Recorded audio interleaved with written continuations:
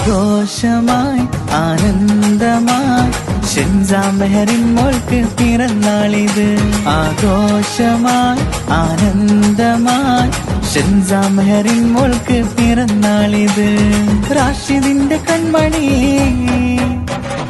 ആയിഷാന്റെ പൊന്നിധി,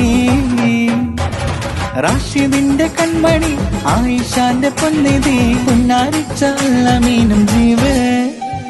happy happy happy happy happy happy happy birthday to you Shensa Mehrin മോളെ.